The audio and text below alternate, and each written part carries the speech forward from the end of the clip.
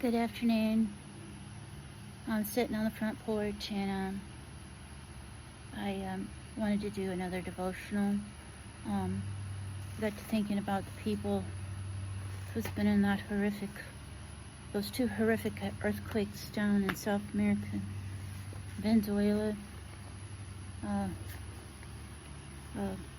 Anyway, I just pray for them and families and the destruction and loss that they've had. What can we learn from disaster? We can read from Isaiah chapter 55, verses 8 and 9. But whenever disaster strikes, questions often occur, in the mind. Why does the Lord let bad things happen? Why? Where is He in the midst of the suffering? You got people under rubble that's still alive, and thousands and thousands, over 50,000 unaccounted for. That's a large number. Well, these are ancient questions.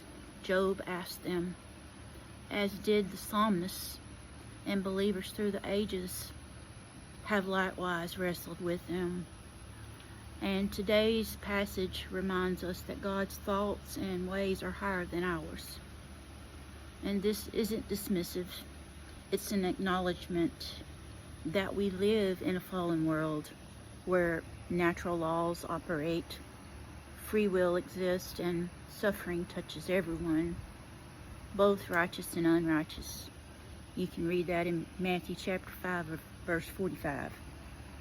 Well, God is not the author of evil, nor does He orchestrate tragedy. He does not orchestrate tragedy, remember that. Yet He is a sovereign God, which means nothing escapes His awareness or His purposes. And this truth is at the heart of our faith. God grieves with us in our suffering, even as He works redemptively within it. He doesn't always intervene, but He is present in disaster's aftermath, bringing comfort and strength and restoration. And we must resist reducing God's ways to formulas we can understand. When we cannot grasp His purposes, we anchor ourselves in what Scripture reveals, and His faithfulness and His presence within the suffering, and His ultimate victory over all evil.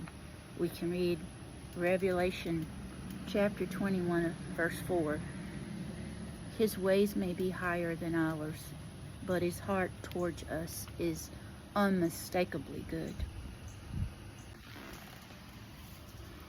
So in Isaiah chapter 55, verses 8 and 9, it reads as, for my thoughts, this is the Lord's thoughts, for my thoughts are not your thoughts, and your ways are not my ways. This is the Lord's declaration. For as heaven is higher than earth, so my ways are higher than your ways, than your thoughts.